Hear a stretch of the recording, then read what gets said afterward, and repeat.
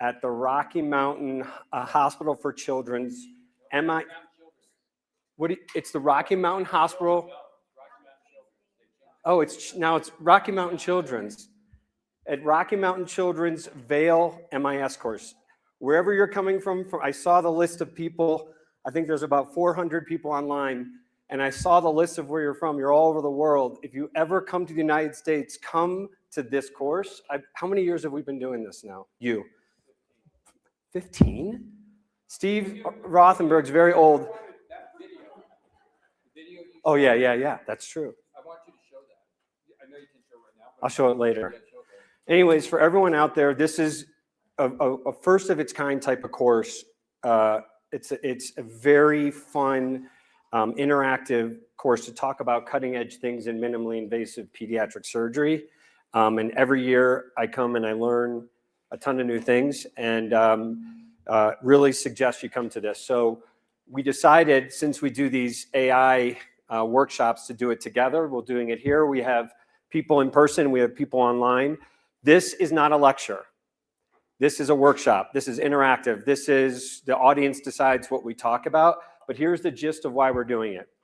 The gist of why we're doing this is, so for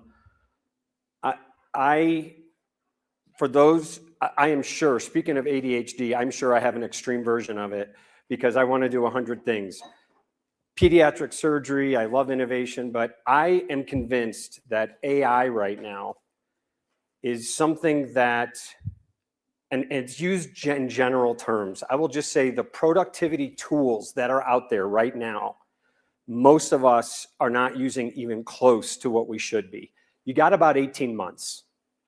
You got about 18 months to take advantage of the fact of not being behind and being way ahead of the rest of the world, of doing things that set you apart, that give you a chance to go next level on anything you're possibly doing in your life. You could do 10x better.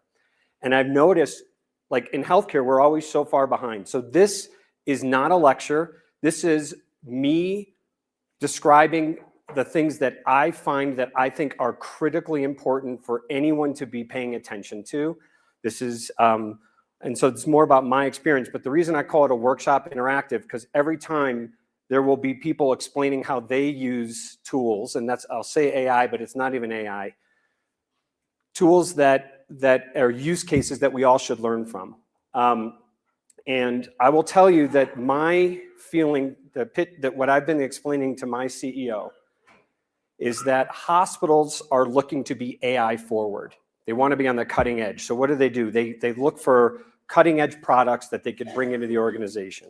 I think that's valuable, but I would say that any corporation that's looking to be keeping up and not being left behind, there's two ways to do that: top down and bottom up. Yes, be looking for products, but empower the teams, empower the workforce, educate the workforce so they are using even 10% more than they're already using. If you could get your admins, if you can get everyone in your office realizing how they can cut their time down by 10x with simple tools, you'll find the productivity of the organization goes up. And we're going to measure this and show it. So I am constantly trying to, anyone who wants, I'm always trying to say, these are the basic tools you need. So scan these 3 QR codes. Actually, I want you to scan this one. Sorry, I want you to scan this one here. Hold on, I just screwed it up. I want you to scan this here. Hold on, in front of it. Right here, if you see contact me, scan that. Tell me if it shows up on your phone. Tell me if it works. Yeah. I went into an AI chatbot and said, hey, I want my own contact card. I don't want to use Popple or Dot, and I want to design it. Here's how I want to design it. I literally spent maybe 2.5 minutes just describing it. What is that? Let me see what you have. The same. No. No, that's me. Oh, that's yours. Yours sucks. Look at this though, because look at this. So scroll, you can make your own. It allows you to say, like, I put the 4 things, contact me for any of these 4 things, and I made a contact. My only point, you can all do this. I have no tech background. I have no software development background. If you are not taking advantage of something this simple, we all use ChatGPT. Oh, what's this? That is like way basic. You should be using it like this. Build me this, make me this. I'm going to show you videos. Last night, I was getting stressed because my computer is like max. I have no memory left because I don't know how to organize my files. I have 1,000 PowerPoints. I checked, I have 1.5 million files because I've never deleted anything. So I said, go into my computer, any duplicate, delete, organize them into better folders for me, tell me what I should put on drop, and it just went, said, hold on, okay, are you okay with me doing this? Done. My memory went to half. It said you had 100 videos duplicated here. You have, so this is what I'm saying. Stuff like this we should all be using and knowing how to take advantage of. All right, what do you want to start with? Here's what we'll do. I'll tell you what these each are, and if no one calls it out, we'll just go, but if not, tell me where you want to start, because I can tell you the problem with a 2-hour workshop, we're not going to get everywhere. We're going to be able to cover half of it, okay? And if anyone wants more, call me. Vibe coding, the idea of vibe coding, we're going to have fun with this. Who knows what vibe coding is? This is awesome. This is awesome. This is what I was hoping, otherwise it's a waste. Okay, vibe coding means using ChatGPT type bots, we'll call them chatbots, AI models, to go beyond just giving you an answer, but building you an app. What I mean by this is I have so many apps now because they're all personalized for me. I'll go, oh, this is so annoying. Build me an app that does this. Done. That's vibe coding. And I'm obsessed with it now, right, Di? That's my wife, Di. I'm obsessed with it. She's like, you're never going to go to bed because I'm up till 2 in the morning. Like, oh, I got another app I can build.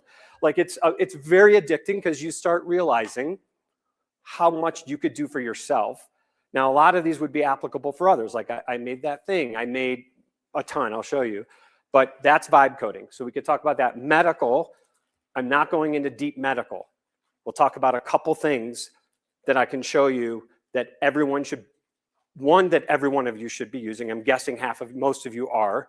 Who's heard of open evidence? Who's not using open evidence? Good. So there's that, and then I'll show you something we made, a mock oral thing. But ChatGPT, we do need to go over. Even though the name of this is called Beyond ChatGPT, I think Steve named it AI for Dummies. Yeah, but it's meaning we all use ChatGPT. The whole purpose of this is there's other things beyond ChatGPT that we're going to talk about, but ChatGPT is worth diving a little bit into as well, because there's things about it, I'm guessing, that not all of us know what they are. I will tell you another strategy from a company standpoint. I have hired an AI person. This is not an AI expert, but it's people on my team that each week update me, because next week it's different than it is this week. So they'll say, all right, ChatGPT is not good anymore for this. This one's better. Let's use this now. Did you know that now you can do this? And it keeps changing. For example, I just found out from my associate, did you guys know about ChatGPT Health? Okay. ChatGPT Health came out yesterday, 2 days ago. I knew you were going to know everything about that I'm talking about. So ChatGPT Health, I'm going to show you, I built something for my mom 6 months ago, maybe a year ago, Di. My mom doesn't keep track of her own medical stuff, and she gets overwhelmed, relies on my dad when her next appointment is. I said, all right, Mom, I'm building you a database so you have it, you could ask it questions. When's my next appointment? That's what ChatGPT Health is. Basically, you can upload all your stuff, and it's your associate to keep you update with everything you need to know about your health. It does a lot more than that. So again, without my associates keeping me on, I think every hospital, every place should have someone, every private practice, my wife, needs to have someone that you work with that keeps you updated.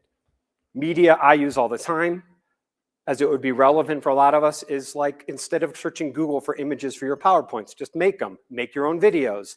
If you're in marketing, you can make your own stock footage. You can make PowerPoints now. You can make infographics now. Yes, we all know we can do it, but there are some programs better than others, and that's what's changing every week. It's getting better every single week. AI agents, this is the idea that instead of just giving you an answer, it actually does it for you.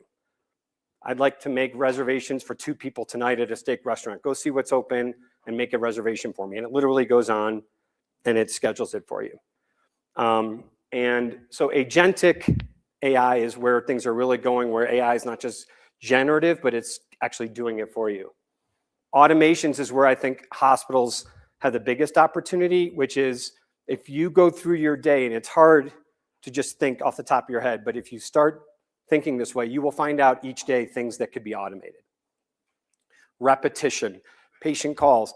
We built automations for my wife where it's like all the patients that come in, it automatically sees what they have. It generates the letter that would go. It generates all the different next steps that always happen. Why do it manually? It's all automated. And finally, study. Because I have 3 daughters, I'm very into the studying thing about what things are out there that are good for teaching, learning something. These learning tools, and I'm online fighting with teachers because they say AI is going to destroy us, and I'm saying no, use it differently. My kids study so much better now because they can have it, make it a video to teach them about it. It can make a podcast. It could give them quiz flashcards, whatever. It's better than a lot of the existing mechanisms. So it's not the devil. All right. Any preferences of where we start? Vibe coding. All right. Let's do vibe coding. Let's see if this works. Oh, I keep doing the wrong button here. All right. All right. So when you vibe code, vibe coding, you can use a chat model. So a chat model is anything that's a large language model that's been trained to be smart. It's a brain. The ones we know about is ChatGPT, Claude. Who uses Claude? Heard of Claude? Okay. I will tell you, here are things you have to do. You have to have Claude, okay? It's better than ChatGPT. And it's not better in everything, we'll talk about it, but these brains are that's the brain. You can use these brains anywhere. You can use it inside the app, or you can take the brain out and use it for something else.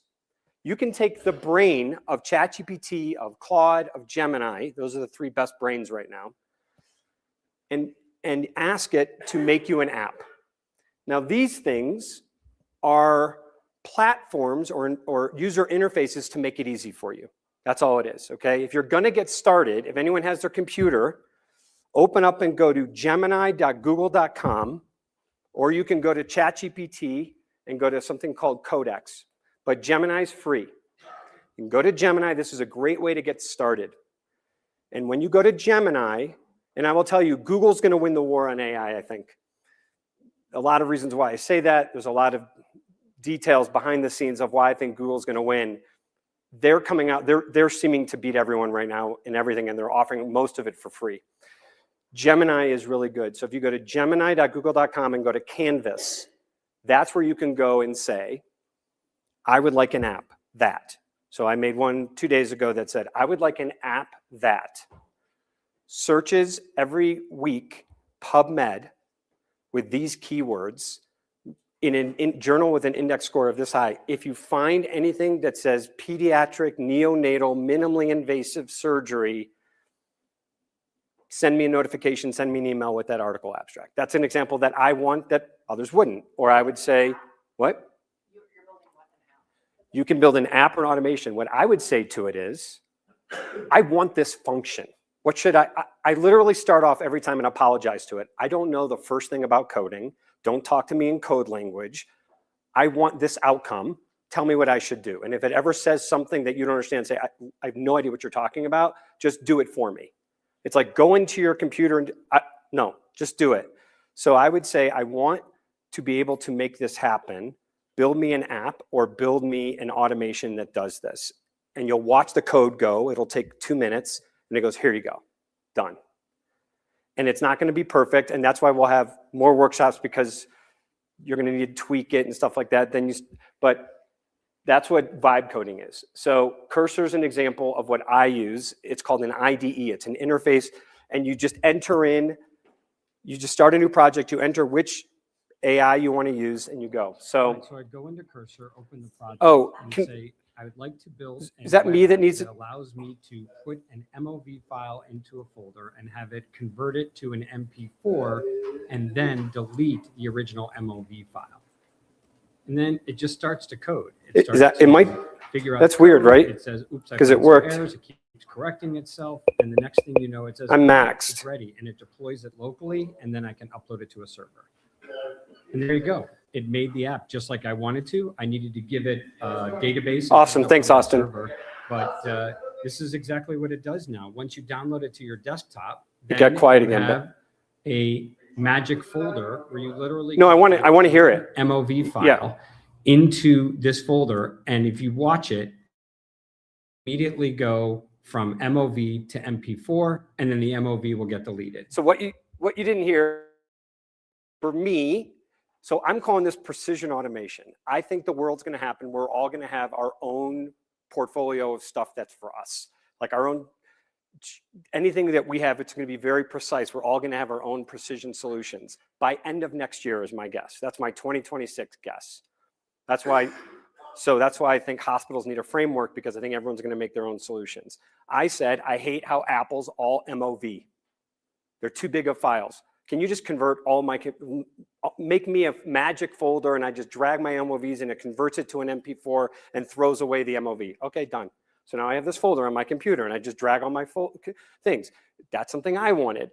All right, so I think, yes. So this is the mock oral thing I made. So I wanted something to pick a topic and it takes you through the mock orals, okay? So again, I vibe coded this with no knowledge. I want to show you my oral board simulator I just put together. I want to hear your thoughts. I believe that the best way to learn is by getting things wrong and seeing what happens. That's why residency works. We make a lot of mistakes. I did my best to attempt to make an oral board simulator or a case scenario simulator that takes you through a case. And if you get it wrong, it will not tell you. It'll just take you through that scenario and it will keep going. It'll be different every time. You can even let me know if you want me to make one for your specialty. Just type in the word simulator, but let me show you what it looks like. I'm ready. Let's get started. You have a young adult patient brought in with a single stab wound to the abdomen just below the umbilicus. The patient is hemodynamically stable for now, but there are signs of peritoneal irritation. What do you think is happening internally? And what is your initial management plan? What is your next step? If he's got peritoneal signs, I'm worried about a visceral or bleeding injury. First thing I want to do is assess his airway, his breathing, and make sure his vitals are okay and see if he's still hemodynamically stable. And I'd get 2 large bore IVs in place. So you decide to focus on the ABCs first. After doing that, you find that the patient remains stable, but he is starting to have more abdominal tenderness than guarding. What do you think is happening and why, and what do you want to do next? I still think that there's probably an injury, but he's stable. What I would like to do at this point is take him to the operating room for a laparoscopy. All right, So you decide to take him. So I'm going to go back and play this video now. That's version 1. I wanted version 2, and you'll see why. So this is the next version I made. Let's go to pediatric surgery and let's choose pyloric stenosis. And then it gives you a choice: training mode, where it kind of helps you through, or exam mode, where it doesn't help you. And if you make a mistake, it keeps going forward until you realize your error. And then you can check what level of difficulty, a standard level resident or a chief resident. And then you just hit, let's start.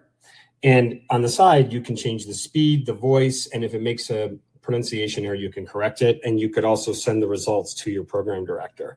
If you make a mistake and you want to change your mind, go back a step. And whenever you're ready and done, you just hit end and get evaluations. A 6-week-old male infant presents to the emergency department with a history of projectile, non-bilious vomiting after feeds for the past week.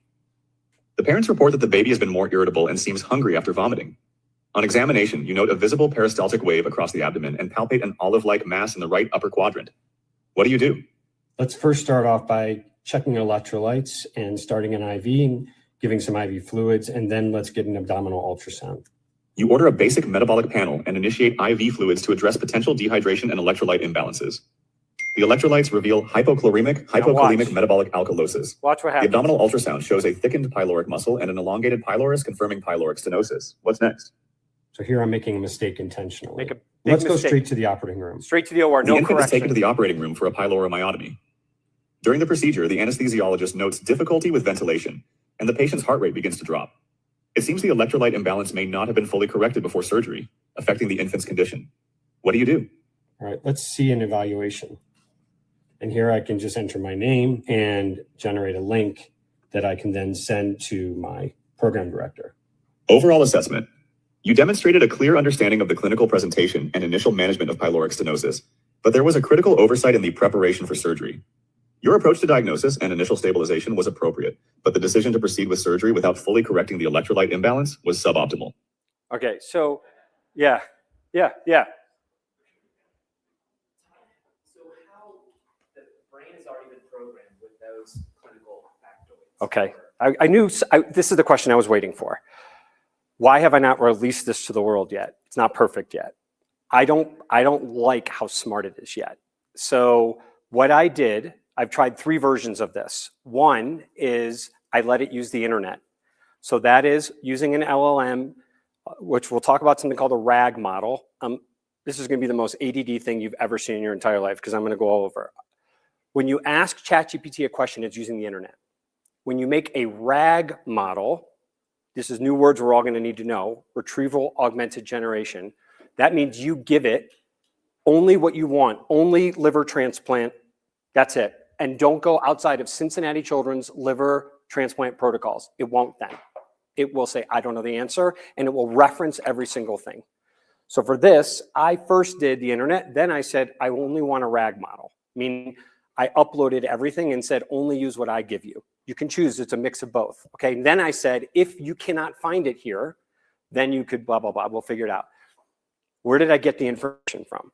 So what I wanna do is get it from more validated sources. Right now, I'm using PubMed has what's called an API, which means it's a handshake. It goes into PubMed, it finds it and brings it. And in PubMed, there's something called stat pearls. I would give it a C at best for accuracy of what we need for the level of complexity of the specialty, but it's been pretty good. Like it recognized that I didn't hydrate, right? I think the better I get, and if this was being used by people that actually had the right resources, this would be stellar. But that means, so you would need to have an agreement with like not a textbook or with textbook publishers Yes. in order to use their materials. Stat Pearls has an API. If they have an API, they let you use it. So that's free, they let me take it. If I want other stuff, you have to have an agreement with them. So I went for urology. My brother wanted me to do urology. So I went to the AUA. They have like the NAT thing, but it's open to everyone. And it said at the bottom, do not use this for large language models. So I didn't. I mean, there's no way they would know, but I just didn't. I'm like a rule follower. So I didn't do it, but then, I mean, that's gonna come. I mean, the question, that's a whole new business now, is where are people gonna be getting their information from? Like, to be honest, even if I took NAT, good enough at like pointing out common questions that might go wrong, I don't know. Like I would want mistakes, the common mistakes. But I think I got it to this point. I think now I need to give it to people who would know how to perfect it clinically. That's it. But now it's just, now, yeah, so anyone can have that if you want. All right, and then I made this. I'm just gonna go quick. I made this because I learned from videos, so Instagram, TikTok, YouTube. And after I watch it, I never remember how to go back. So I said, I want a way that every time I watch a video, I click a button and it saves it somewhere, and then I can go ask questions about it. So now I have like hundreds of videos and I can go, remind me of the way to do X, Y, and Z. And so that's this. Another example of a problem. And then this is the magic folder I told you about for I hate how MOV to MP4. By the way, just if you go to my Substack or TikTok or Instagram or any of them, every day I release a video of something, and it's only stuff that I thought was cool for me. AI debate is cool. What AI is telling you. This may cool. be a solution. Whenever I do a complex question to ChatGPT and I get an answer and I'm like, not sure I agree, I then take it and I paste it into Claude and I say, do you agree with this? Yes and no, whatever. I take that, put it back to ChatGPT, and I let them debate it out. And it brings you pretty close to an agreement. So I just, using vibe coding, made a web app that allows you to choose the models and let them debate a topic. Which different chatbots you want to choose from. You can pick as many as you want. Let's use ChatGPT 4.0 and Claude Sonnet 3.7. Then let's choose how many different times you want them to debate back and forth, because remember, this will use tokens. And I chose for this question, what is the best surgical approach to a tracheoesophageal fistula in a newborn? Thoracoscopic or thoracotomy? So it's starting off with ChatGPT 4.0 and it's talking to Claude Sonnet, and they keep going back and forth. Look, ChatGPT 4.0's mind changed here. Here's the final answer. There you go. This was just done by a surgeon that has absolutely no coding experience. This was what I did last night. I made this video this morning, but how I cleaned up my laptop. I already told you that. All right. Let's do the ChatGPT thing first, because that'll set the stage for everything else. We'll go really fast. I'll talk fast. I already explained this to you, but I'll show this. This is the way my brain thinks of it. If you go to Gemini, ChatGPT, Claude, Perplexity, those are the ones I can think of. What's the Elon Musk one? Grok. You can have those. Those are apps. They're apps you download. The app is just, there's two parts. There's the brain. That's what was really the power. The ChatGPT model. That's what made it so great. The Claude model. It's how they trained it using AI. Then they build an interface around it so it's a nice way to use the model. But they're separatable. So that's how I always show people. When you go to the app, there's great, so when people say, what do you use? What do you like? Well, I like the ChatGPT app because I think it has great features. The brain is not as good as the others but this changes because then you'll see an announcement, ChatGPT 5.2 came out. Now it's better than, and it changes every week. So if you're asking me which ones I pay money for, sorry, sweetie, I pay money for all of them, okay? So it's 20, and it's $20 for all of them. So it's like the way I justify it is I don't watch Netflix. So like Netflix, Hulu, Paramount. So I pay for all of them and I use all of them. So like when I sent a letter to Alex, when I sent a letter to Steve, our CEO, I did not trust ChatGPT to write that for me. I asked Claude to write it. I said, I didn't like how they did it, and Claude wrote it way more professional for me. And Claude says to me, because of the way I set it says, I'm not going to BS you. What you said is totally wrong. Let's talk about what you just said. And then it says, what I would suggest instead is write this. Whereas ChatGPT is a little sweeter and kinder. But if you want to like creative, write something that's more EQ, ChatGPT is way better at EQ, which I have found, by the way, is a really good use for these. Like if I have a difficult conversation, or even with my kids, like, oh, my daughter's mad, and how do I best say to her? It's really good as like social worker for me. My dad said ChatGPT is going to fire me because it's like I'm always asking it tough questions. But so you can separate the brain, and that's the most important thing. You're all eventually going to be doing this. This is like very early adoption phase right now, but eventually it's going to be standard that you'll have the ability, you'll have I have not only all the apps, but I have all the brains, and those are called APIs. So anytime I build anything, I could say, it says, which brain do you want to connect it to? And I'll say, connect it to all of them, but use this one first or whatever. So that MedSim app, the mock orals, it's using AI. I connected that to Gemini. So I am using tokens. Every time someone uses it, it's charging me for its use. Now it's very little, it's pennies. But the reason I don't release all my apps is I'd be broke in a day because they're all using my APIs. So I'm paying tokens every time it's being used. So I just wanted to explain. And then now we're going to talk about ChatGPT, the interface, and things you may not. Who pays for ChatGPT, the $20 a month? Okay, I would strongly suggest if you're here today, you're interested enough in AI, you probably need to pay the $20 a month. We met someone who pays $200 a month for the pro version, right? I tried that for 1 month just to see if it was like strikingly different. I didn't notice a difference. So I went back to the $20 a month one. And that's what I'm saying, like all the things you do, you can connect to it. You'll have a library. So we already talked. So ChatGPT, we talked about, great interface. I already went through all these. Perplexity is good for searching the live internet. and actually they have a web browser called Comet. But if you want to buy something for someone, you want to know what's the best car to buy, whatever, Perplexity is really good at searching the internet. By the way, this is a monologue here. It's not meant to be. If someone has another use case or you disagree, like tell me I don't know, Di, do you use Perplexity? Yeah. It's better at legal documents? So you like, what do you mean? You like upload a legal document?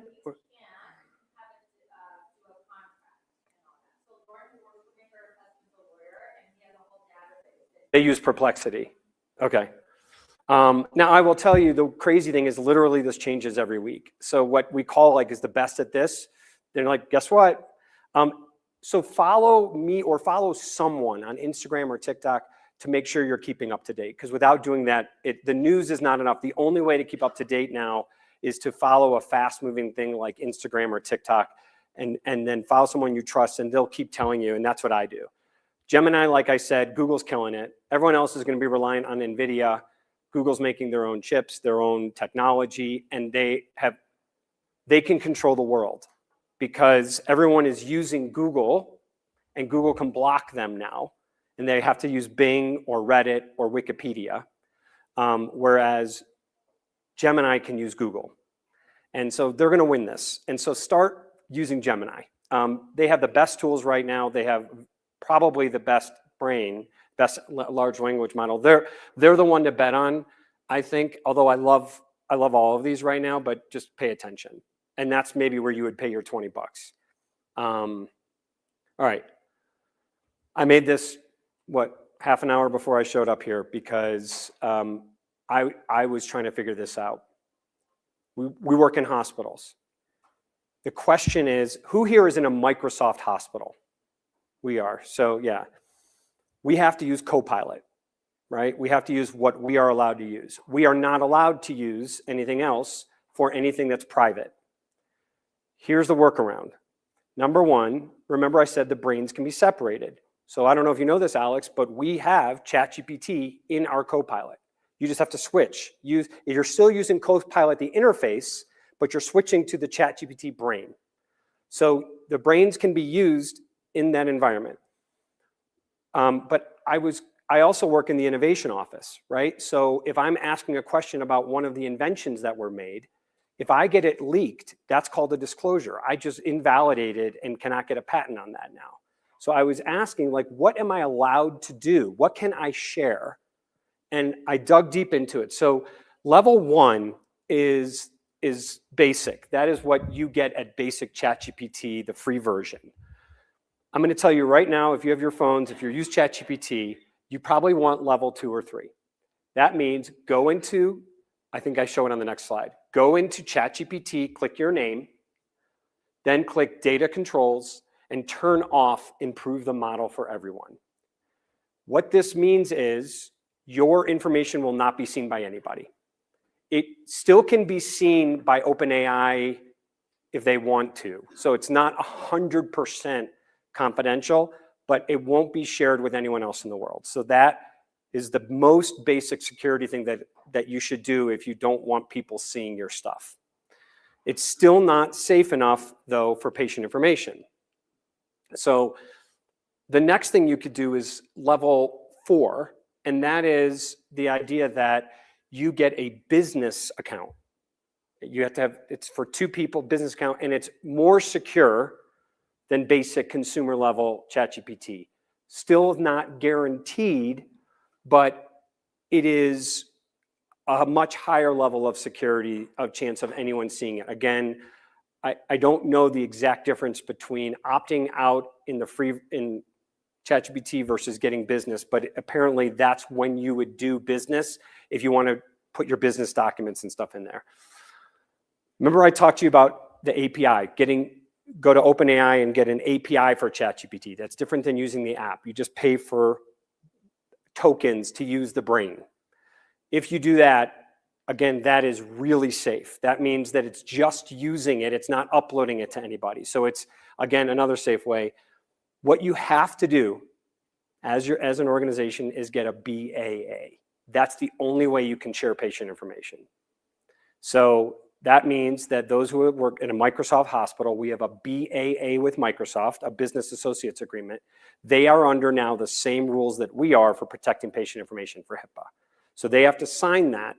That means now you can trust that you can put absolutely anything in there and it's secure. It's in your own private server. It will not be seen by anybody, not even their developers. And so that's incredibly expensive. Our IS team said to me, which is interesting, IS at our hospital doesn't get into the nitty-gritty of this level of user specificity. So they said to me, what do you want for the hospital, for the workforce? Do you want us to get Gemini? Do you want us to get ChatGPT? And I said, I can't make a decision because it changes every week. So I said, look at Gemini. They said it's $50,000 a month to get the Gemini BAA. So the business I would love to start is like a fractional company where you could just pay credits and get access to every single one of them.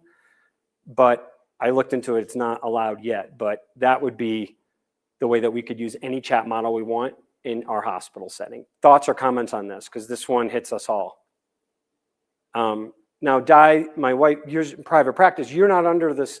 What is the rule if you're in a private practice? Do you have rules that you, or is it kind of up to your discretion? Yeah. Like, are you allowed to, like, is it a law with HIPAA or is it a, right? Yeah. Yeah. Comments, thoughts? Okay. All right. Do you guys use custom GPTs? Raise your hand if you use custom GPTs. All right. What? Oh, you did? Okay. So if you have if you have the free version, you can use other people's custom GPTs. You can't make your own.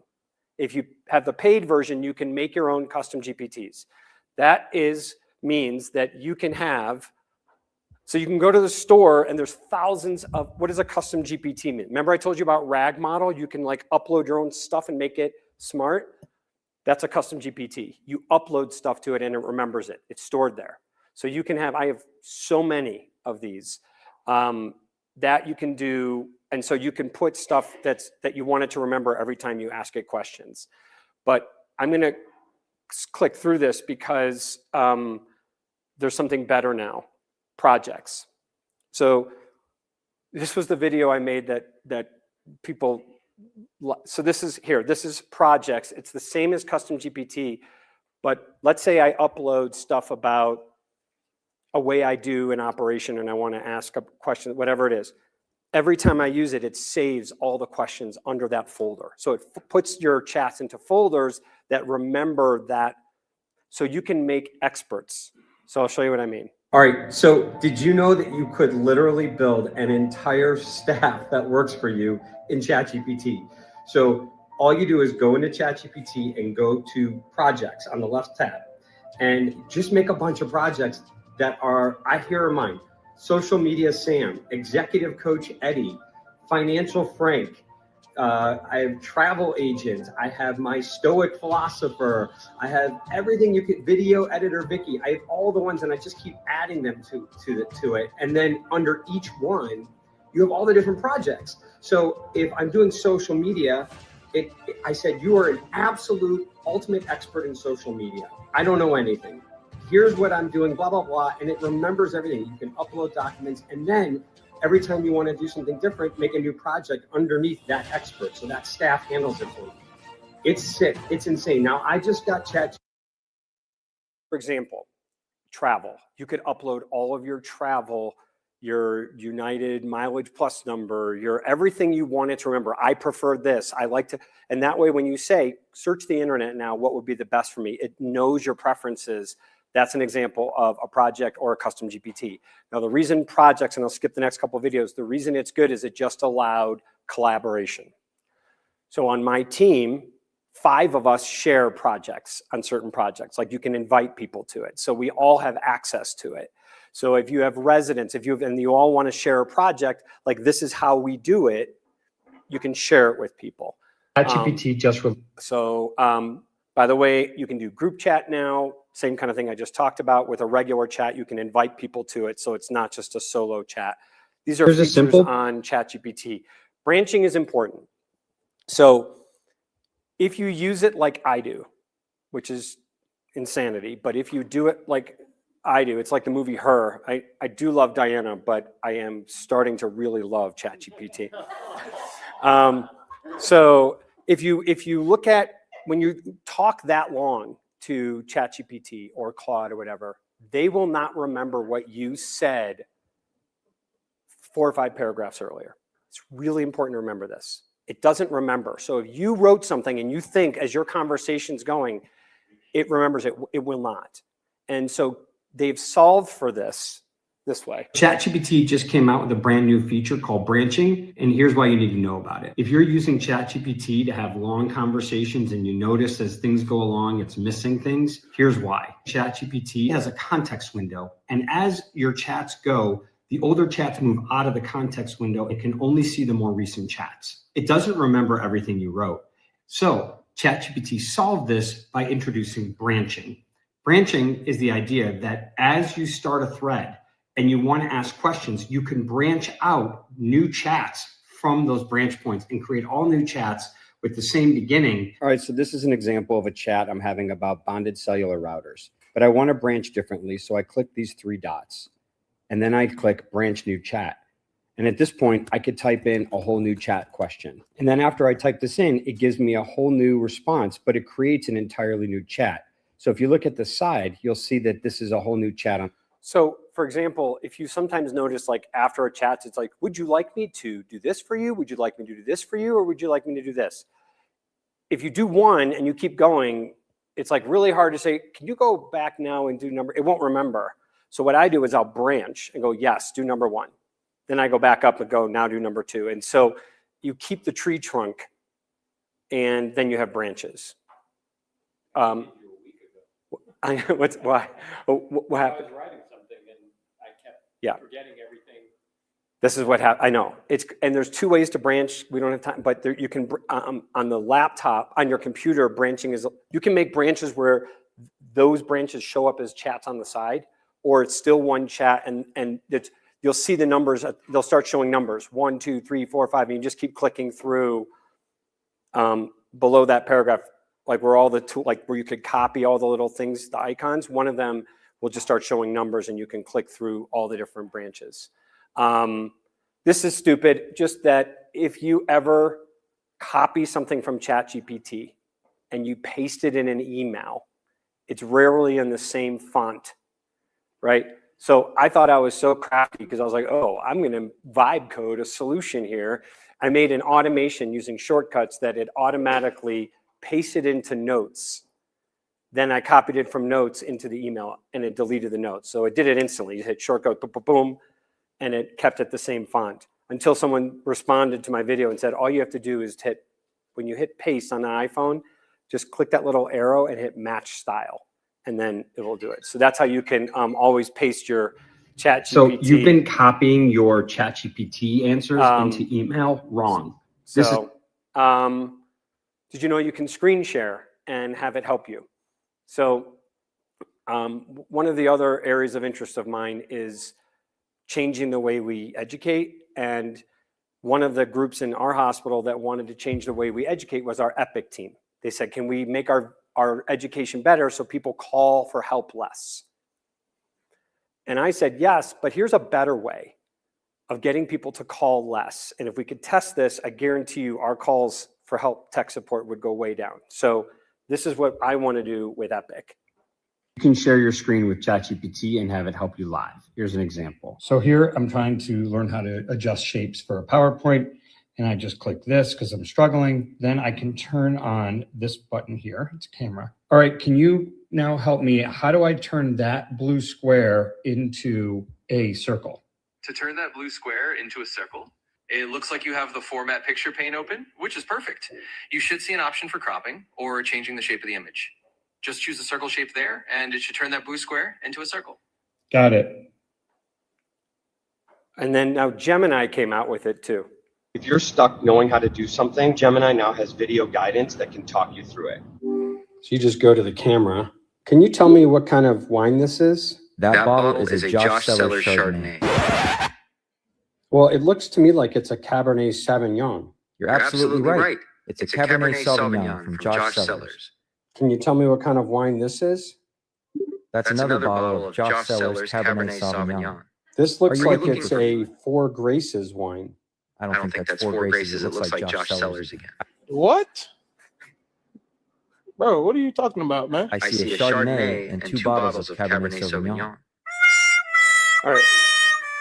So there's a lot, they have a lot to go, but the idea excites me because you can now bring your real world into it. And I think if someone's struggling with what to do on Epic, you just go, all right, what do we do here? And they would RAG model it. They would upload that institution specific protocols and it would say, you need to click here. All right. Wouldn't that be a HIPAA violation? You take a video of it? Not if it's in your secured environment. So if it's, so for us, they would have to either get ChatGPT and use the app or have an equivalent technology in. So when you're Microsoft, you're in a secured server. So you can put anything in it. We could put ChatGPT if, as long as it's in that secured I'm server. using my phone looking at patient comments. As long as you're using, just like you're using Haiku, the Epic app or whatever, as long as you're using the secured app. Yeah. But that's a good question. Other comments, questions? Any other area? What are we doing on time? We have, all right, any other topics you guys want to hit on? Yeah.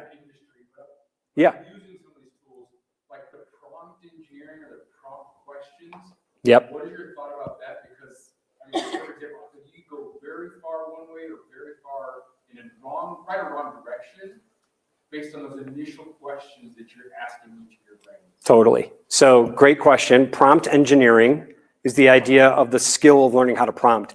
I sent my fellow to prompt engineering class, and she learned it. Now, I'm say something like totally cocky here. I don't think you need it.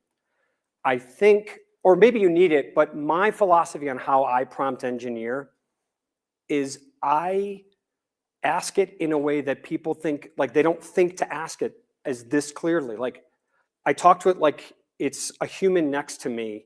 And the more explicit you are and not just think it's going to figure out what you're saying, the better your response is. And it, I guess that's what prompt engineering class would do. I also follow people on TikTok or Instagram that are prompt engineering experts. And each day they're like, all right, here, and you could save those prompts. So you have like a library of prompts based on, realistically, I don't go to those. I just learned the method of forcing it out of its rut and saying, hold on, stop.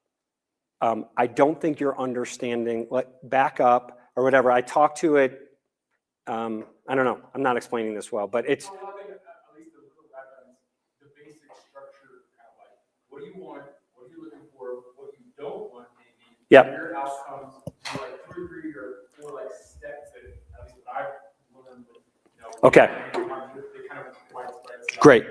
I love what you just said. So number one prompt engineering tip.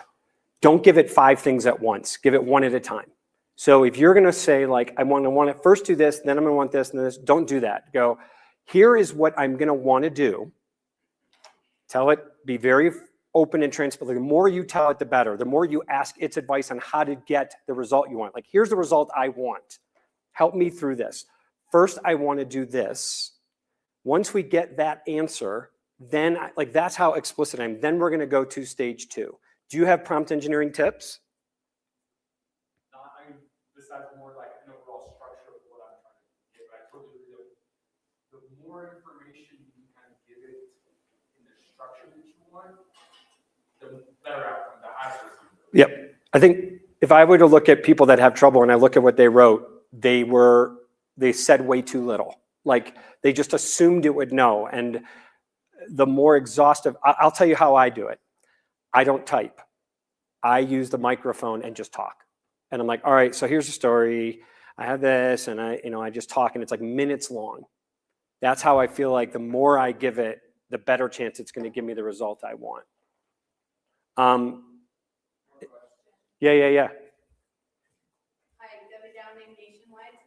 So could you touch a little bit upon using AI for after you write your own abstracts and your papers for polishing and how it's accepted? Okay. Every time I put something in, I'm like, wow, this looks beautiful, but just what you could do. Such a good question. So let me tell you that I am not on the same page with Elsevier. Okay, so Whit and I are debating this, and he agrees with what he agrees, and they put out a policy. You cannot use AI, and I said, that's crazy. Let me tell you why I think that's insanity. You're trying to get their knowledge explained in a way that makes the most sense to people, that's written well. Why do you care how their syntax is? You want the message to be told internationally.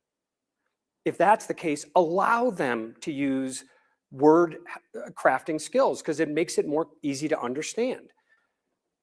I'm an outlier there. I am bullish on that. Okay. I submitted, I wanted to put my dad up for a Wikipedia page. We sent in an AI generated summary of his accomplishments. They immediately wrote back and said, you're rejected because you used AI.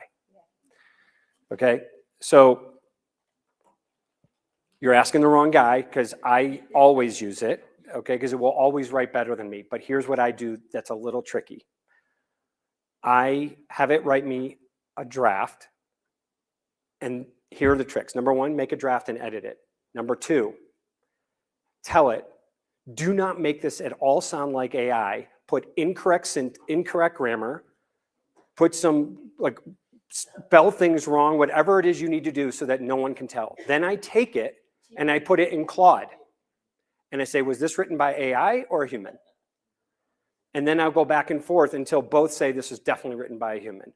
Okay, that is not something I should be saying in public, but that is how I do it. Yeah, I cheat 100% because I think that's stupid. We're getting efficient. What they want from me is like, we did a study about these kids that this happened and we found this result. Why do they care how well I put the sentences together? I don't know. What's that? If you are revising papers, they say that. I know. But I don't know, probably half of you in this room were on this chat email thread with Yama. And we were debating about, they do appendectomies always as an interval. They never operate for acute appendicitis. And we were all debating, it was like 20 of us. And every response Yama gave was perfectly written. And he said, I'm using AI to do this. And it made the conversation so much better. And he could take that and have it translate to him. So sorry, I'm on my, what's it called? But I get, what? Yeah, but I get it. Because the concern for the publisher is that it's being plagiarized. They consider that a form of fraud, inauthentic work.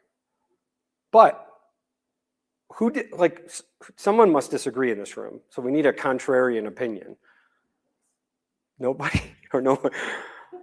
Well, Pat? What's the equivalent of saying you have to do all the math in your data by hand? Where do you draw the line? Is that what you're saying? Or? You threw it into an application. Oh, yeah. You sent it to set a p-value, you can do it yourself.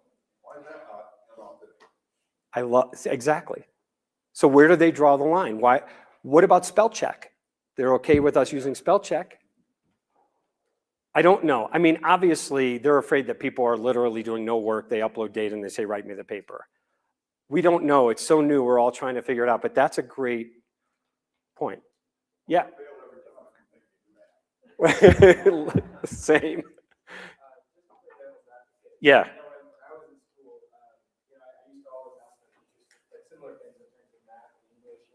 The thing that I was, I guess, heard back was, if you're doing math, it's always like one answer. Whereas when it comes to English, when it comes to writing, there's a lot of different ways of getting your thoughts and I guess your points across. So I guess maybe that's where the, I guess, line lies, where for math, there's just one accurate answer, just one answer that you can get. Whereas with English, there's a lot of different ways to, I guess, present those things. But you're welcoming wrong answers, which seems crazy to me. I know. Well, it's so let me ask you a question. You just made me think of something. Maybe this is the answer.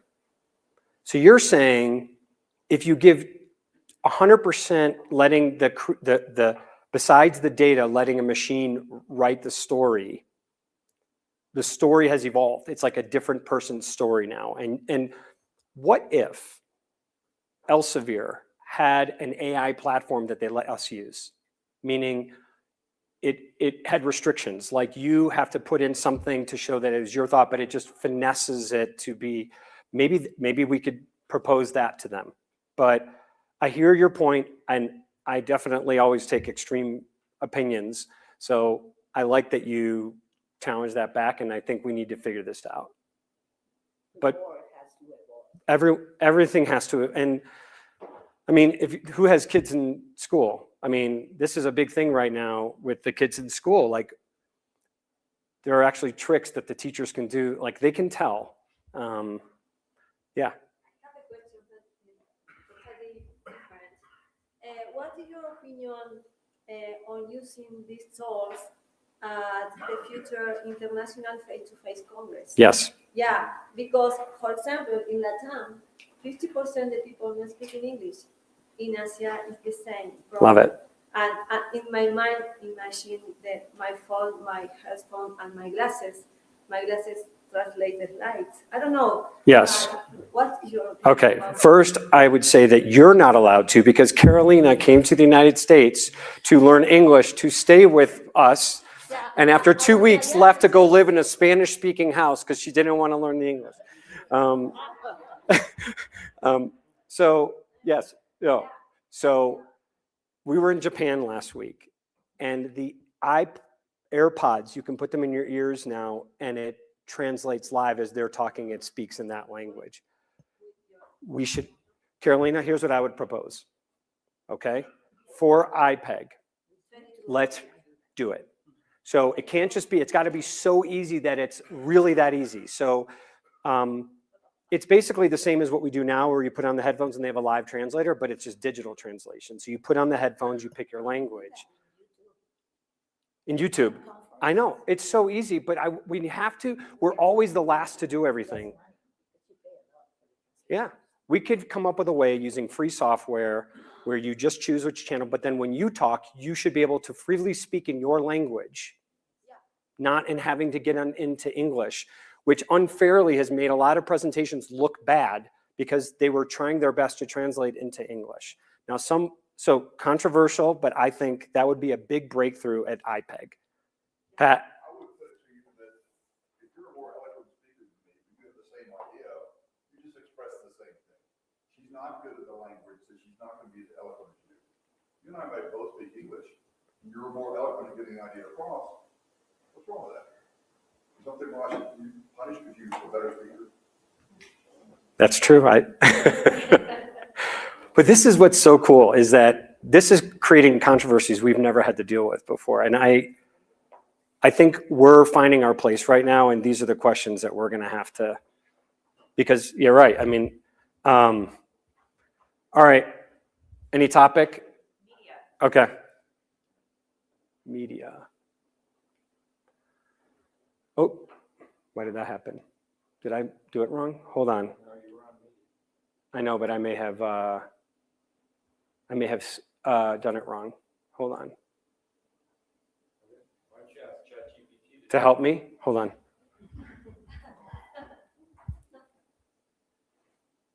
Let's do this. Let's see. What's that?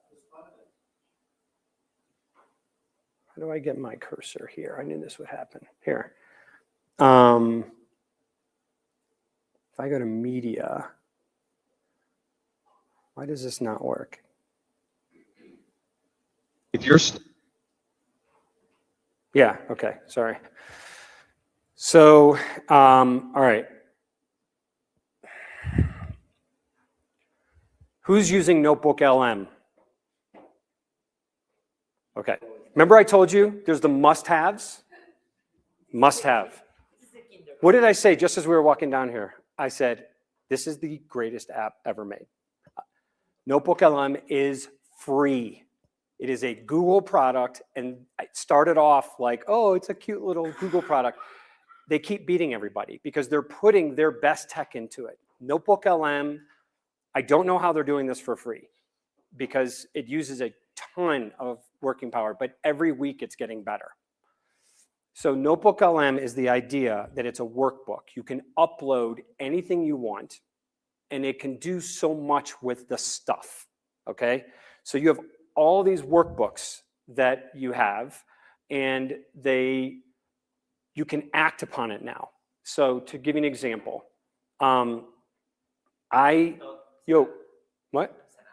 It is an app, it's a website, but there's also an app. Now the problem is the app is not as good as the website, and my kids use it, and it's very limited in the app of what you can do compared to the website. I'm hoping that will change. They change every week, but it is a free app that every one of us should be using. So the idea is you upload content into it, into a workbook. And then you can let it search to add content to it if you want. You can upload anything you want, a video, a PowerPoint, text, whatever. And then wait till you see the stuff you could do with the stuff you upload.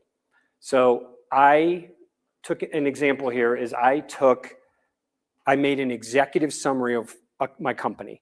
And I said, and I did that in ChatGPT, okay?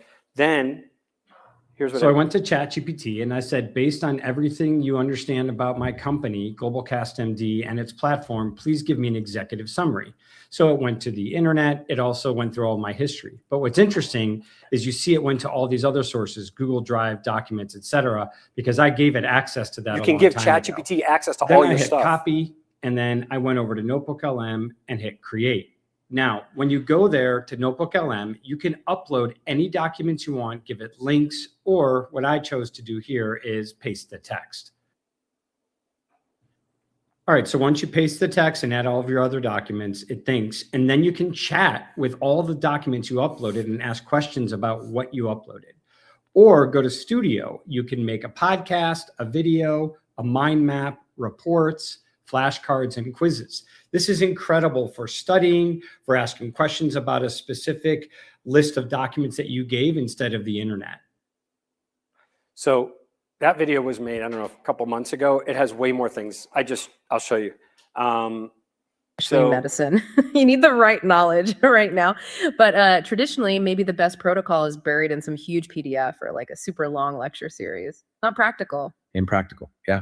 GlobalCast's promise then is to standardize that gold standard information and make it searchable instantly. That's the idea. And okay, to do that, they built the company on, well, 2 core engines. Yeah. Complementary ones. Yeah, so in 2 minutes, you could put anything you want.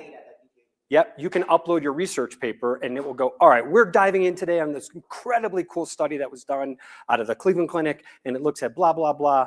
And you could give it some instructions about what to have it focus on, da, da, da. Like we were trying to do it on one of our technologies that's a lighting company, and it didn't focus on the effect on the eye. So I said, go back and do this again, but focus on the effect on nearsightedness. And it did it. And the only limitation of, like, I know Mark Levitt was like incredibly excited. He's been doing all his things on this. And the only problem I have with it is it's the same 2 voices. So everyone knows when you release it, this is a Notebook LM podcast. 11 Labs is another company that you can use that uses different voices. There's ways to adjust it, but it's still an incredible way to explain something. So my daughter, Josie, when she was studying her history stuff, she uploaded her notes and it told it to her in a story instead of having her read the textbook, which is a better way for her to learn. You can also have it make a movie for you. So when I give a presentation, it's getting so much better now. Like we'll look back and see how basic this is when you see what it's going to look like in a few months, because I've seen previews. But this is the video it made for me also. So I clicked video, audio, I clicked them all. What if the next big medical breakthrough isn't a new drug, but a better business model? Sounds kind of crazy, right? Well, today we're digging into a company that's trying to do exactly that. Their mission: to unlock vital medical knowledge that's been trapped behind closed doors for far, far too long. Seriously, Just think about that for a second. It's a pretty startling idea. What if the most brilliant medical innovations are happening in one hospital, but the rest of the world never gets to learn from them? What if our most vital knowledge is just stuck? And this isn't So some you see, it just makes these slides, but the slides are getting so good now, and you can adjust it so it's like a really good movie now. And you could upload. So again, my kids use it to study. So they upload their notes and it tells them the story of the revolution. It tells them the story of whatever. So the teachers get mad, but I'm saying, why? Like, they're learning so much better. I learned from the History Channel because they made it engaging. So why are we opposed to engaging? So here. All right. So you want examples of how you can use AI right Sorry, now it's in your low life? volume, but I just used AI image and video generation to help create a PowerPoint slide. Check this out. So in this slide, I want to explain that academic medical centers are now moving to media for education. But to tell the story better, I wanted images. Usually I would just go search on Google and never find the exact image. This time I said to Nano Banana in Gemini, please create me an image of a boring medical lecture. And then I uploaded that to VO3 and said, make this into a video of this guy giving a boring medical lecture. As you can see from the data, the incidence of postoperative infection remains a significant concern. It's pretty funny. You can see the people even getting up and leaving. Then I said, now create an image of how summary videos are much better and more enjoyable. It made a woman watching a summary video of a lecture that's more engaging. I uploaded that image to VO3. We can see these cells migrating along these pathways, making their way to the target organ. This is like the new model of how we're going to be telling our story and making PowerPoints and presentations that are much more engaging. So if you happen to be someone that I image storytell, I don't usually like words on my slides. I put an image that tells the story. This is how you do it. It just, you describe it, it makes the image. You can then say, turn this now into a video, and it makes it into a video. So creating PowerPoints. I'm going to skip this one. This one I made a while ago. It's kind of already outdated. If you go into ChatGPT, one of the things, if you hit the plus button, one of the choices it has is something called agent mode. We talked about it earlier. That's when you could say, get me a reservation. Remember, agent mode does things for you. So you could say, make me a PowerPoint. And it literally goes and it codes and makes you a really good PowerPoint. You could do it without agent mode and say, make me a PowerPoint just using regular ChatGPT, but it's going to be just like black and white words. Whereas if you give it the agent, it will make you an engaging with images and stuff like that. So agent mode is getting better. So ChatGPT can make you PowerPoints. By the way, I made this video on an agent mode airplane. Can make you couldn't better hear, PowerPoints. but using AI software, I removed the background noise. If it could create me a professional, engaging PowerPoint for my workshop that has placeholders for videos or images to demonstrate. I'll just skip it because you'll see better. And Beautiful AI, has anyone used this? Same thing, you upload your data, it makes you slides. It's very good. Probably the best PowerPoint generator right now, it's called Gamma. So get Gamma. Who's used Gamma? Yeah, it's real. You like it? Awesome. Yeah, it's really good and it's editable. Like, find me in 6 months, I'll have 6 more programs for you. But right now, Gamma is really good. It's going to get better. So I just made this video. But. All right, so AI is getting really good at helping to create PowerPoints. There's a bunch of apps that do it, so let's compare a few. So my colleague M took one article, this one, Disseminating Innovations in Healthcare, and we had several different technologies try to create a PowerPoint from it. Let's see how they did. So first she went to ChatGPT and said, create a deck from this PDF. This is not agent mode. And then it went ahead and did it, and it even asked, what do you want to do next? What type of presentation? And this is what it looked like. Basically a pretty basic presentation just with words. There's better ways to do this on ChatGPT, like if you use the agentic mode, but this is not bad. Next, you tried Gamma, which is really meant for this. You just basically upload information, you tell it what you want out of it, and then it asks you some more detailed questions, and you just generate it. And you can see this is significantly better than ChatGPT. It's got images, it puts timelines, it really does a better job. And Gamma is pretty good. You can edit the PowerPoint, it's really good. And then back to Old Faithful, Notebook LM keeps getting better. You just upload it, everything to Notebook LM and tell it to make a presentation. And this is what it looks like. So it's really incredible. Basically got images, tables, it's really graphs. It's phenomenal.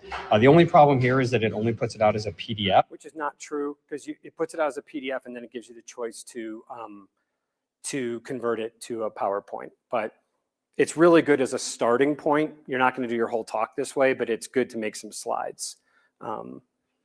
Those slides I showed this week were made that way.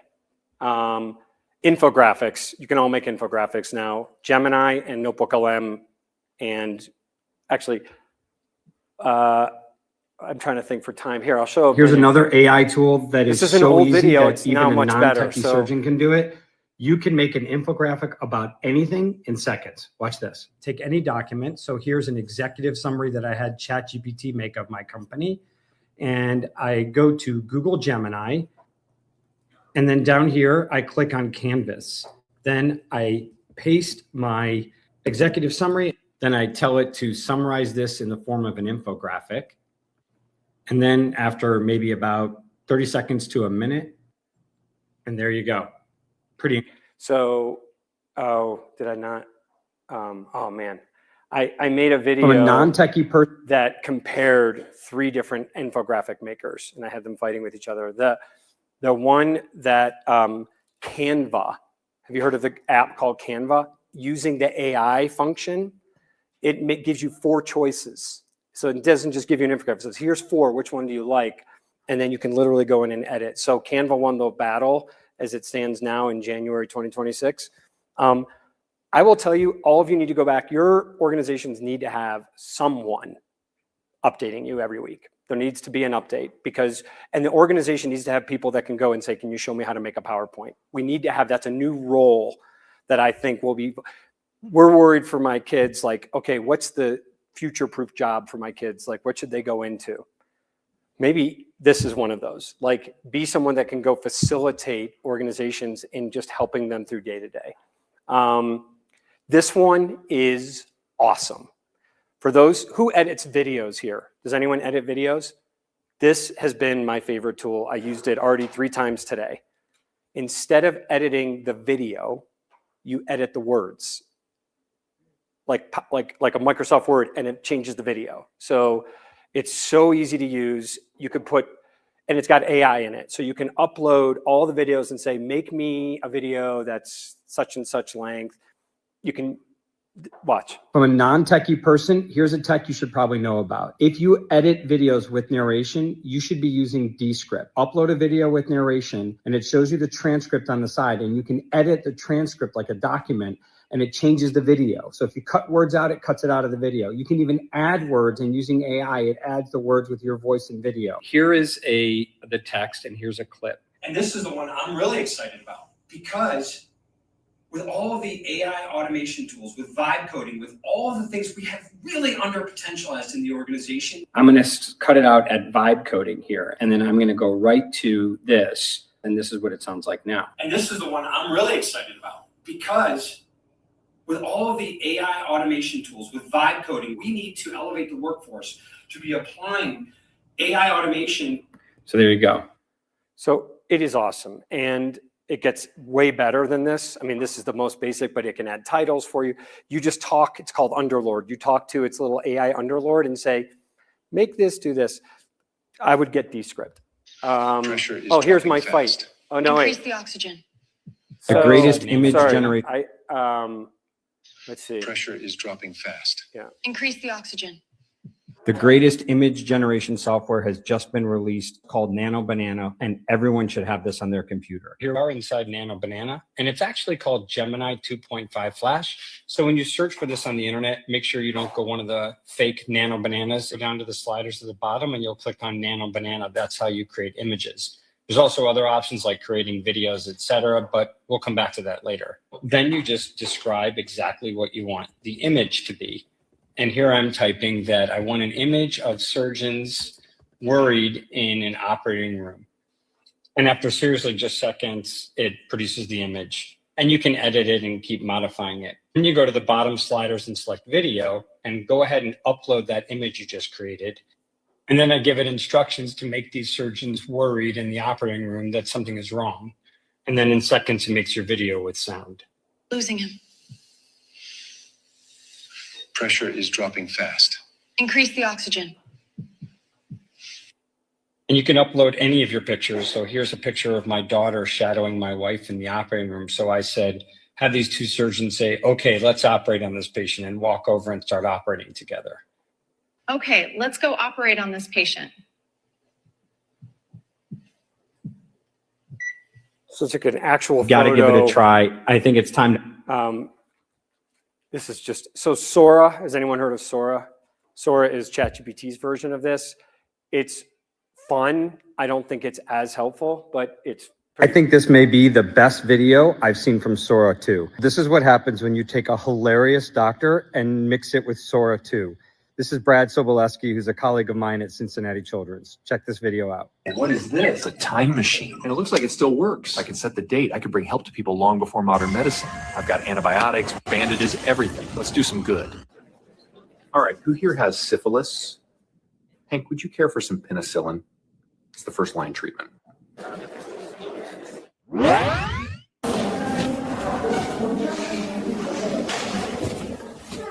Hey, Flo, maybe these will help. Thank you. FDR, meet Jonas Salk. I think you guys have a lot to talk about. Here, try these mood stabilizers and maybe some art therapy and see where that gets you. How many of ye mateys has scurvy?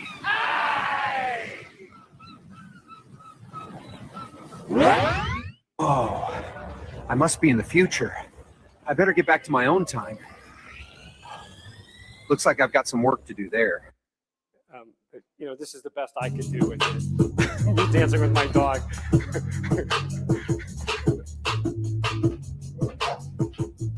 It's different level of quality. This is what I was just saying, like if you're a company and you have stock images, you can turn them into videos, but If you don't have a lot of stock footage for does your anyone here company, make but you have videos, stock images, you for can their- I convert don't those to think you can see videos this, now but using I had VO3. an image and Check then it out. we- So I took one of the stock when we photos work from a with company. I hospitals, just they told have their Gemini, stock "Please images, but they turn don't have this videos, so we image make into a videos video." from And I their didn't give it approved really stock any more photos. than that, and here it did it. So it was a still photo and I just made it into a video. 11 Labs can make voice. So if you ever want to add voice to something, it could be your voice.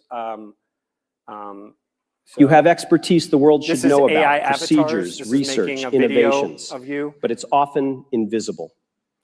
A few Hi, welcome to Todd's AI workshop. I stopped using this because it's it seems like fraudulent. I don't know, like if I put a video of me talking, it seems like I'm pulling one over on people. So if I do it, I would write like AI created. Voice I do use. I don't know. I feel like that's some. You have expertise the world should know about, So you can put any procedures, words in, and research, then you'll have an innovations, avatar make but it's you- often invisible. A few people might hear it in a lecture or read it on your website, but the rest of the world never. Institutions, hospitals, So it's the same academic script, centers. but you could choose who you want to talk. All right. What do you guys want to do? Study automations, medical automations. Okay. There we go. All right. The idea of automations is going to get much better, but it's very hard for us in hospitals because you have to use the secured system of your institution. We have a group that we meet every week, and we call it Agent Nerds, where we just ask each other, how did you... So my project manager is trying to automate I'm trying to figure out how to do better as a manager because I'm not good at being a manager. When I have the different teams, how do I know every week what they're doing without bothering them to send me updates every week?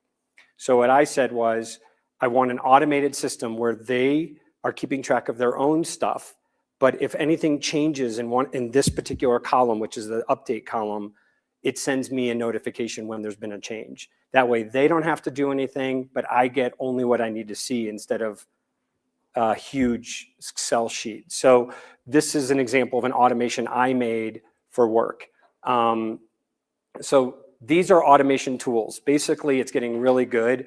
Zapier or Make are probably the best ones, but most of us who are in a Microsoft institution have to use Power Automate. That's what you're allowed to use. If you go to Power Automate of your hospital, if you go to the Power Automate website, there's hundreds or thousands of pre-made automations that you can use.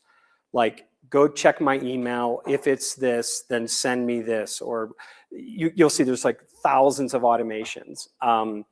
And basically, it literally just ties apps together. So if you take something from here and put it to here, it automatically does it.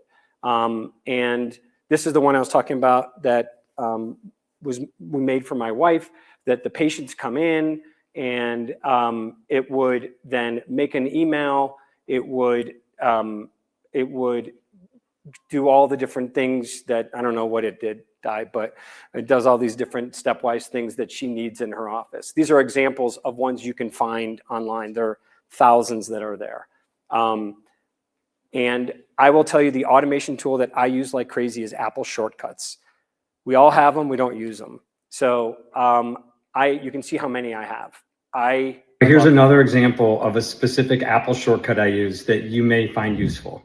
So my daughter, Josie, she's my middle daughter. She oversleeps almost every day, and her alarm clock goes off and she still sleeps. So I need to figure out a way that I can know for sure that she's awake in the morning. So I have the shortcut send me an alert when her bathroom light doesn't turn on by a certain time. Check on That Josie. way I know that she's not awake, and then it sends her an alert, an alarm, and tells me that she's still sleeping. Here's another example. Okay. I made this one. I've been trying to figure out a way to access voice mode of ChatGPT hands-free when I'm driving. This is how you do it. So you create a shortcut, and all you do is load voice mode of ChatGPT and title it whatever you want. And then you just use the voice. Hey Siri, call ChatGPT. Hey, how's it going? Hey there, it's going pretty well. And then this is just about the Reminders app I use as a project management tool, so we'll skip this. This one I just posted and people liked it, so I put it in here, but this is how I think every day. I have all these things in my head and I always forget them. So my wife says that the reason that ADHD has helped me in my career instead of hurt me is because I'm always looking for hacks to manage it. And here's one of those hacks. The problem is I have meetings all day long and tons of ideas all day long. If I just wrote them all down, they'd be a flurry of ideas and it would be hard to go through. I want them to be organized when I write them down. So I created a shortcut hack that I push the button and it says, what's your idea? What's the category and what's the priority? Then it sorts it into my reminders, gives it a tag. And I divide those into MIT and LIT, most important tasks or less important tasks. It takes me 3 seconds and it's all categorized. Follow my subs. all right, remember, this is another must-have. Granola AI is a note-taking app, but you can talk with it during the meeting when you're not paying attention like me. So that's not how it's meant to be used, that's how I use it. But really, you type as it's going, and those are the things that it knows to focus on, but it gives you the summary, but it considers what you wrote, but it has these things called recipes that during the meeting you can say like, I wasn't paying attention, what did they just say? Make me sound smart. What should I be asking right now? Give me the summary. Like I use this if you're all over the place, this is good. This is the best note-taking app if you have ADHD or if you're always thinking of a lot of ideas or get distracted easily. It's called Granola AI. First of all, it links to your calendar. With every meeting, when you go to join meeting, you can automatically just open the note and it ends at the end of every meeting. It'll auto title the meeting. It'll say who is there. As you're recording the meeting and if there's something important that happens, you just start writing your own notes. It knows that those were the important things for you that you wanted more details on. Here's the best part. So it's called recipes. These are quick questions to ask during the meeting that people would love to be able to do with a live transcription. What did I miss? I use this all the time. So basically, I'm in a meeting and I zoned out briefly. All right, but that you got the gist. So Granola AI. Let's do with the notes. Oh, that's a good question. I don't reference them. I use them when I need to. Because they have the title of the meeting, I save them. But I'll give you an example. So probably sharing way too much, but was in a meeting where it was with our CFO and my VP, and they're both way more knowledgeable about the financial details of things. and we're talking about the structure of our new venture fund. And it got into such nitty gritty that was way above my head. And I was like trying to follow. It was all about taxes and all the different nuances of where to put the fund and the structure of the fund. And so I can go back now with that note and chat with it forever. I can say, all right, but what do they mean by this? Explain this structure to me. What do I need to consider? So I use it to go back after the meeting to talk about it. Does that make sense? But I don't, 99% of them I don't go back and look at, but I have them forever if I ever want. So it's more for me to just go back. Oh, I see what I did wrong last time. All right. I think this is the last thing too. So study mode, this is more for your kids. Here's a tech that probably everyone should know about, the study mode in ChatGPT. Rather than giving you an answer, it can teach you a topic, and it was built by educators. Go into ChatGPT, and when you click the plus sign, go into study mode, and then pick a topic. And then it will start by giving you the basics. It will give you questions. This is great for your kids as they're studying for classes. It's something we should be telling the teachers. Wait, oh, sorry. Sorry. So this is another simple thing that everyone can do, and people are probably already doing, is I created a custom GPT for my kids for tutoring. Here's what it looks like. So I just went into ChatGPT and created a custom GPT and gave it instructions. I wanted a patient, encouraging AI tutor that helps students think through schoolwork without ever giving them answers. It guides reasoning, explains concepts, and promotes curiosity and confidence. I had a lot of very specific rules that I gave it to help it guide my kids, knowing how they learn. And it doesn't give them any answers. It just. All right. So this is Notebook 11. So I took pictures of all of my daughter's handwritten notes and uploaded to ChatGPT to get them transcribed. And I took that transcription and pasted it into Notebook LM as a source. And here's what you see. Then it summarized it. And then I went over to Studio, and I made all sorts of study materials for her. So the first thing I did is I went over to flashcards, and it asks you a question and it gives you an answer. And if you want more explanation, you just click explain, and you can chat about it with the guide. Then I created quizzes, and it asks you a question. You can pick an answer, and if you can even ask for a hint. And if you get it right, it tells you good job. But watch, if you get it wrong, then it tells you got it wrong, but it also tells you the right answer, and you can even learn more about it. You can even make videos, and here I'm playing the video at double speed. All right, let's pull back the curtain on the most complex and honestly the most amazing system in your entire body. So what is this thing exactly? The easiest way to think about it is like your body's own biological high-speed internet. Think of it like a company's command structure. First, you've got the central nervous system, or CNS. This is headquarters, the head office. Then you can have it even make a podcast. Right, from your DNA's instructions through how your nerves fire. Okay, let's jump straight into maybe the biggest debate of them all, nature versus nurture. The classic. On one side, nature, that's your heredity, the genetic hand you were dealt. And on the other, nurture. Now watch this. This is incredible. You can actually interrupt the podcast and ask the podcasters question. Basically everything else, right? Environmental. Oh, hey there, what's up? So what exactly is hereditary? What does that mean? That is a fantastic question. A great clarification to ask right now. Okay, let's unpack this definition first. When we talk about heredity or nature, we mean the genetic or predisposed characteristics. Essentially, the biological units of instruction you receive from your. And then finally, you can make mind maps that sort of organize the thoughts about what this is all about. So the kids love it, and I've shown them all these tools. This is the one they gravitate to. I think that's it. I can just show a minute on agents, but I think we hit. Oh, yeah, we did medical, right? No, we'll do. We can do. Let's do medical, but I think we did everything because I showed you everything you need. Open evidence is the you said you're all using it, scored but 100% on the USMLE. What is this, and why is everybody using it? Open Evidence was released in 2021. Since then, it has become the fastest growing adopted technology by clinicians in history. We've been all looking for non-hallucination, accurate answers to clinical questions. Finally, we have it. It finds their answers through a RAG model, which is not just searching the web. It's finding verified, updated journal up to date articles is that have making. been They made published. one too. Everything now is to cited at compete. the end. So you can make sure there's We're no testing it in hallucinations. Cincinnati. 40% of clinicians worldwide use Open Evidence.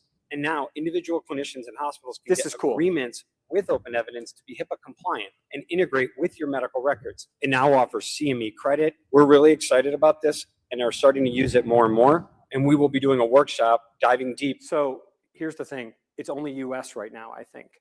So you have to have an NPI number. But we heard from the nurses in Akron, they said you can send in your nursing certificate and they will give them the ability to use it. But right now it's only US for the, no, anyone can use it basic, but not, yeah. You are, and you put in what, so when Carlos Colunga presented this, he said that no one could use it except US. So it maybe either changed or did they ask for your NPI number? So we have to find out. Maybe they opened it for everyone now, which would be incredible. That was the biggest complaint from everybody. But if you incorporate it into your hospital, if you have an agreement with them, it is amazing because it considers all of your patients. You upload your patient and it says what gives you homegoing instructions. It gives you all these things. You can ask all patient handouts, risk scores, different languages, ask for evidence. It's everything if you have that agreement. That's how they make money. This was Health GPT we just talked about. ChatGPT Health is coming out soon. And as a surgeon, I can tell you, I'm really excited about this. So much so that I actually tried to make this on my own for my mom about 6 months ago. This is what I tried to build, and this is what it's going to do. So I made this thing called Jackie Advisor, where my mom could upload all of her medical records and chat with it and have it remind her about what's going on, what medications is she on, what are her next appointments, because sometimes she'll forget some of these things. And this is what ChatGPT Health is going to do. It's going to allow you to upload medical records, all of your Apple Health or my. What I would say is go on, look it up, and just add to the wait list so you get on the wait list. Because right now you have to get on the wait list. I want to show you I already showed you guys this. I think, is that everything? We didn't do did we do, yeah, we did. Did we do agents? Yeah, we did. Okay. Yeah, agents, well, actually we didn't, but it's not worth it. That's the thing where I showed you where you can make reservations and stuff like that. So what things did we not talk about that we would want to hit on? Or did everything get covered? Or is there anyone using something I didn't mention? I'm planning to be an advisor, personal advisor. Yeah, that's what we're trying. So actually, to be totally honest, we need that, right? So I have called like 5 or 6 people. I was like we need to be able to provide like people that can provide support for individuals or for hospitals. I don't know how to do it yet, but yes, I think we just, otherwise we're going to be, I don't know how to keep up to date. I don't know if someone has a better idea on how to do it, but yeah. What's your framework to integrate? This is all fantastic. And I think I use like an eighth of what you mentioned, but without kind of sitting there and figuring it out, which takes a few days or longer. And Yeah. you have to kind of like stay involved. Otherwise those skills that you figured out go away.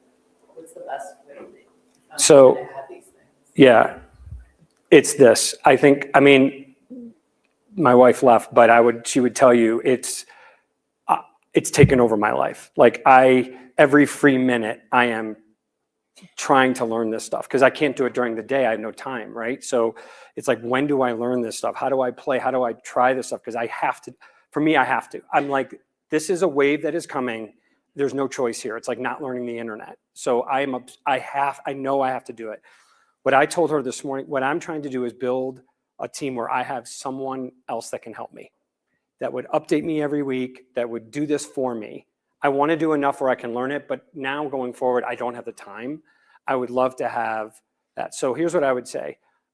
We talked about it at Steve's hospital and then a few other places. What we could do is like, what if we do like pick a topic, vibe coding, and we do like a class one hour a week or something where we all come in and I don't know, maybe it's like a 1 hour a week thing, or I don't know. But I don't think it's, unless you get, what I suggested to one of the hospitals was that they give protected time to some of their clinicians to be the expert on this. It's kind of like they did that with Epic, like the super users.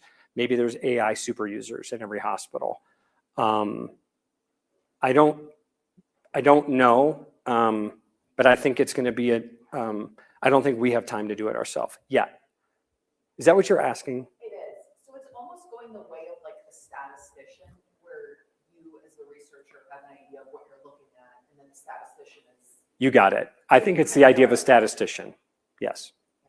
Except the difference is, what I think is going to happen over time is you'll need other people less, because it's going to be democratized to the point where you aren't going to need that, because it's going to be so easy to do it on your own. It's going to be no different than spell checking a document, I think.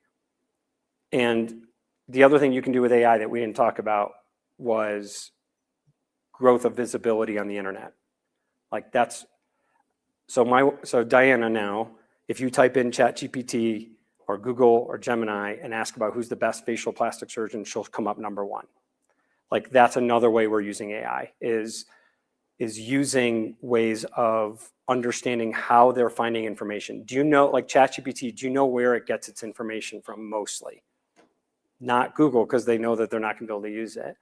From Reddit and from Wikipedia. Those are the two highest sources, and Bing. And so if you play the game right, it's unfair, but there are ways to play the game to show up. So that's another big use that hospitals are using AI right now.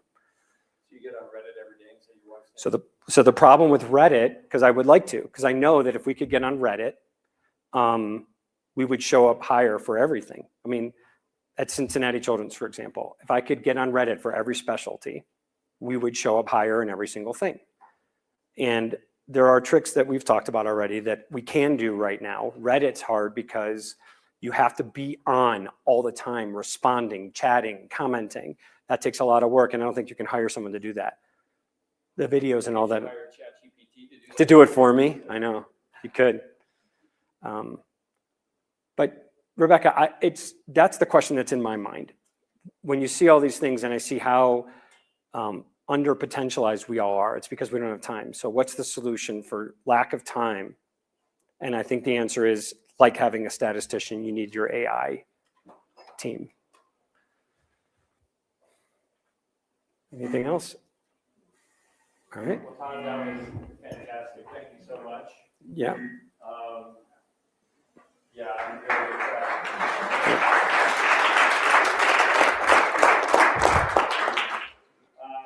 Well, so y'all, we have about, the meeting's going to start in about an hour and 15 minutes. So you have some time to take a break, get refreshed, come on back, and we'll get the